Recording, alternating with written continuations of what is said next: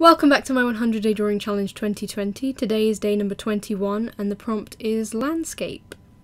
Oh, landscape. The prompt that gave me so much trouble last year and the year before. Last year I didn't do this prompt on day 21.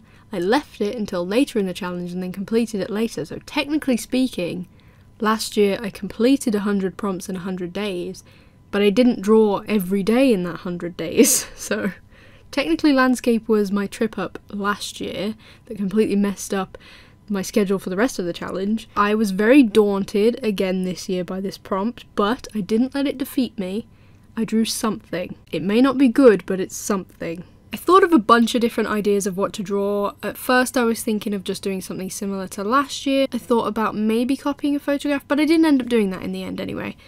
I also considered possibly painting this prompt because I feel like watercolour or something would have worked really well for painting a landscape. I also considered drawing a fantasy landscape, maybe even using a lot of pinks and purples and doing something very fantasy inspired just so that it didn't have to be realistic and I would have a little bit more room to play around with the ideas.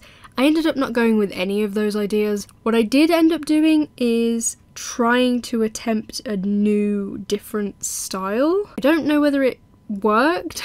So I did a little bit of research for the landscape prompt, and while looking around at some inspiration images and things, I became really inspired by these very simple colour block landscape drawings that have a very limited colour palette. It would really be impossible for me to pull out something photorealistic on this particular day. I was really inspired by this limited colour palette colour blocking idea and just picking a really cool colour palette. It's a colour palette I hardly ever use. It's like bluey toned greens.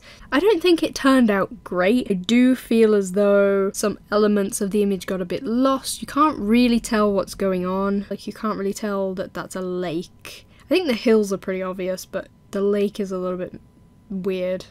I don't know. I don't know whether those trees in the front are very good either. So while I was doing some research for this prompt, I actually ended up looking into value grouping, which is something I won't really go into talking about here, but the basic gist of it is just like grouping together values to create depth. So limiting the values in the image, you can make the image more dynamic and dramatic, and so value refers to having light lights and dark darks. So I really liked this idea of playing around with value grouping and colour blocking and things, so I tried my best to add the brightest colours at the back in the far distance of the image and then adding the darkest colours at the front in the foreground of the image. I do feel like it kind of tells this little bit of a story through, you know, these like creepy trees in the front and then this house that is like lit up in the back. I think it kind of looks like you're traveling there through this landscape.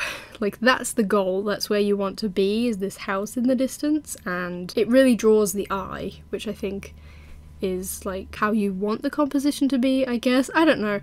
This didn't really work. I'm so bad at drawing background stuff. I feel like I learned a lot. I did a lot of interesting research for this drawing, and colour and value grouping and composition and stuff, so I feel like this was good practice, and maybe I'll apply some of these ideas to my other illustrations. In and of itself, this is an awful drawing, but I knew that going in because I knew that the landscape prompt was going to trip me up. But to be honest, I'm not too disappointed because I'm feeling pretty inspired from all that research I did, and even though this illustration turned out awful, I feel like I can apply the things that I learned to the future of my drawings, so that's a positive, I guess, but I'm excited to not have to draw landscapes anymore.